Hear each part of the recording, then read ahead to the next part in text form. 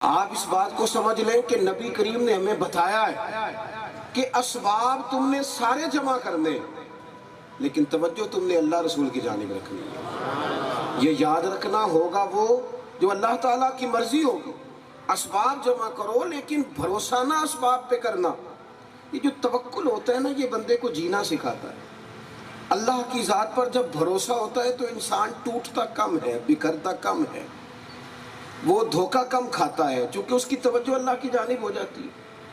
پھر اسے لوگوں کی گڈ بک میں آنے کا بھی زیادہ شوق نہیں ہوتا، لوگوں کی تعریفیں اسے تیز نہیں بگاتی اور لوگوں کی تنقید اس کا سفر روک نہیں دیتی، بلکہ وہ چلتا جاتا ہے چلتا جاتا ہے۔ آپ دیکھیں نبی پاک صلی اللہ تعالی علیہ وسلم کا اپنا عمل یہ ہے کہ حضور ہر مقام پر لوگوں کو، اگر حضور کی عظمت کی بھی بات ہوتی ہے نا، ایک شخص نے وصلی روزے رکھنے شروع کر دیے تھے، حضور بھی روزہ رکھتے تھے، افطار ہی نہیں کرتے تھے، اگلے دن پھر روزہ رکھ لیتے، تو ایک صاحب نے روزہ رکھ لیا اسی طرح، اب وہ بیمار ہو گئے مسلسل روزہ بغیر افطار کے۔ تو کریم محبوب علیہ السلام نے فرمایا تم نے یہ کیوں کیا؟ عرض کی حضور آپ بھی تو کرتے ہیں۔ فرمایا تم میں سے میری مثل کون ہے؟ کیا کہا تھا حضرت گولڑوی نے؟ وہ کہنے لگے میں نا مثال دینا چاہتا تھا حضور کا حسن سمجھانے کے لیے، میں چاہتا تھا کوئی مثال مل جائے، مثال دے کے بات سمجھائی جاتی ہے نا، وَتِلْكَ الْأَمْثَالُ نَضْرِبُهَا لِلنَّاسِ۔ میں کوئی مثال دینا چاہتا تھا حضور کا حسن پاک سمجھانے کے لیے، لیکن مثال ملی کوئی نہیں۔ کیوں؟ کوئی مثل نہیں ڈھولن دی۔ کوئی مثل مطلب کوئی مثال ملے تو میں دوں نا، یہاں مثال دینے کو ہے ہی کوئی نہیں، کوئی مثل نہیں ڈھولن دی، لہذا چپ کر مہر علی تھے جا نہیں ہو بولن دی، تو رہنے دے ہی نہ، اس لیے کہ کون سی مثال دے گا، کیسے دے گا؟ تو عزیز حضور نے فرمایا تم میں سے میری مثل کون ہے؟ اور پھر وہی بات اللہ کی جانب دعوت دینا۔ فرمانے لگے میں تو اپنے رب کے پاس رات گزارتا ہوں، مجھے کھلا بھی دیتا ہے پلا بھی دیتا ہے۔ اللہ کا رستہ دکھایا نبی پاک نے ہمیں۔ یہ ڈرنا، یہ سہم جانا، پتہ نہیں لوگ مخالف ہو جائیں گے تو کیا ہو جائے گا، جانے یہ گراؤنڈ ریالٹی کچھ اور بن گئی تو اللہ جانے کیا بنے گا، یہ چڑھتا سورج دیکھ کے پیچھے بھاگ جانا، وَدَاعِيًا إِلَى اللَّهِ۔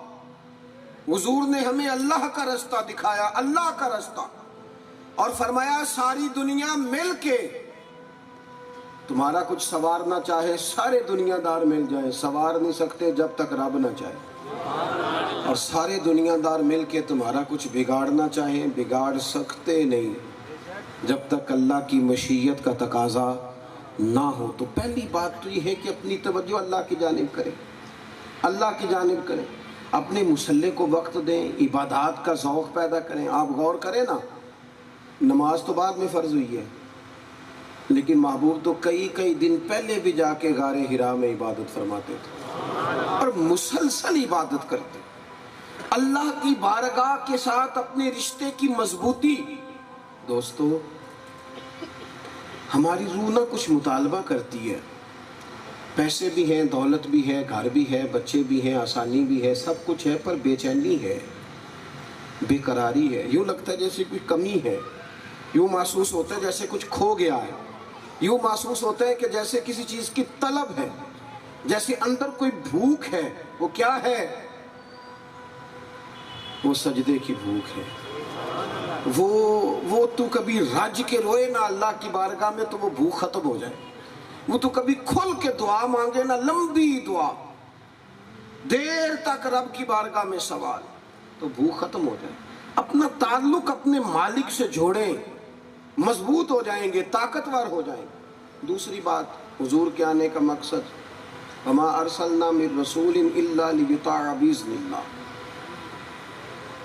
دنیا میں اللہ نے جو رسول بھی بھیجے ہیں نا، وہ اس لیے بھیجے ہیں کہ ان کی فرما برداری کی جائے، انبیاء کی اطاعت کی جائے، اور اگر اطاعت کی جائے میرے نبی پاک کی، اگر غلامی کی جائے رسول پاک کی، تو یہ حضور کی غلامی تو بندے کو اللہ کا محبوب بنا دیتی ہے۔ قُلْ إِن كُنتُمْ تُحِبُّونَ اللَّهَ فَاتَّبِعُونِي يُحْبِبْكُمُ اللَّهُ۔ محبوب آپ ان سے فرما دیں اگر یہ اللہ سے محبت کرنا چاہتے ہیں تو یہ آپ کی غلامی کریں، آپ کی پیروی کریں، اللہ انہیں اپنا محبوب بنا لے گا۔ نبی دیکھیں نا، ہمارا نا حضور سے پیار بھی جذباتی ہونا چاہیے، اور نبی پاک کی بات ماننے کا جذبہ بھی جذباتی ہونا چاہیے۔ نہیں، آپ نے زیادہ غور کرنا ہے میں نے کیا کہا ہے۔ محبت بھی جذباتی ہو اور بات ماننے کا جذبہ بھی۔ ہماری محبت جذباتی ہے، جتنے مرضی نعرے لگوا لیں، لیکن بات ماننے کا مزاج جذباتی، وہ اس میں جذبہ نہیں ہے۔ اس میں کہتے ہیں رمضان کے بعد سے حج کاروں پھر نیک، بچے بیال ہوں پھر میں بالکل ٹھیک۔ او بھائی جذباتی نہیں، جلدی بات ماننے کا جذبہ جلدی۔ حضرت طلحہ بن برا رضی اللہ تعالیٰ عنہ ایک بڑے نوخیز سے جوان تھے، اور حضور کی بارگاہ میں اکثر کھڑے رہتے تھے، پیار کرتے تھے۔ محبت کی بھی اپنی بولی ہوتی ہے نا، اور اپنے انداز ہوتے ہیں۔ پیار کرتے تھے کریم سے، حضور کی بارگاہ میں حاضر رہتے تھے، خادم تھے۔ تو ایک دن محبوب نے لوگوں پر ثابت کرنا چاہا کہ یہ پیار بڑا کرتا ہے۔ حضور فرمانے لگے طلحہ محبت کرتے ہو؟ یا رسول اللہ بڑی۔ فرمایا جو میں کہوں گا کرو گے؟ ہم چاہتے ہیں کہ بغیر تجربے کی محبت مان لی جائے، کچھ نہ کرنا پڑے، ہم کچھ نہ کریں۔ وہ بعض اینکروں کو اور بعض ہمارے سیاسی ورکروں کو میں سنتا ہوں تو وہ کہتے ہیں کہ ہم عاشق رسول نہیں۔ بالکل آپ بھی ہیں، لیکن ہم نے تو عجیب عشق دیکھا ہے کہ جس دن سیاسی جلسہ ہوتا ہے اس دن تمہاری گاڑی پہ 6 لوگ بیٹھے ہوتے ہیں، جھنڈا بھی لگا ہوتا ہے، اشتہار بھی لگا ہوتا ہے، لیکن یہ گاڑی ویسے کسی غریب کے ہسپتال جانے کے بھی کبھی کام نہیں آئی۔ اس دن نکل آتی ہے جس دن سیاسی جلسہ ہوتا ہے، اللہ کرے یہ اس دن بھی نکلتی جس دن حضور کے میلاد کا جلوس تھا، اس دن بھی یہ باہر آتی تو پھر دیکھا جاتا کہ تمہاری وابستگیوں کا انداز کس طرح کا ہے۔ لیکن پھر بھی ہم یہ نہیں کہتے کہ ہم نے کوئی پیمانہ رکھا ہوا ہے کہ کس کے دل میں عشق ہے کس کے دل میں نہیں ہے، لیکن کسی چیز کی کوئی عملی صورتیں بھی تو ہوتی ہیں نا۔ اگر کسی سے محبت ہوتی ہے تو اس کے اظہار سے بھی تو پتہ چل جاتا ہے نا محبت ہے۔ میں نے دیکھا ہے یہ کس طرح لوگ اپنے لیڈر کے سامنے اپنے آپ کو سچا ثابت کرنا چاہتے ہیں، بیچارے ویڈیو بنا بنا کے لوگوں کو کہہ کے تھک جاتے ہیں، اور ان کا پتہ کوئی نہیں، ان کی گڈ بک میں کوئی اور ہے۔ او خدا کے بندو، یہاں تو تم نے کئی کچھ دکھایا ہے وہ نہیں مانے، کیا ان لوگوں کے پیچھے بھاگنا؟ ان سچوں کی طرف نہ چلے۔ بندہ دل میں نیت ہی کرے، عمل نہ بھی کرے تو اللہ رسول اجر عطا فرما دیتے ہیں۔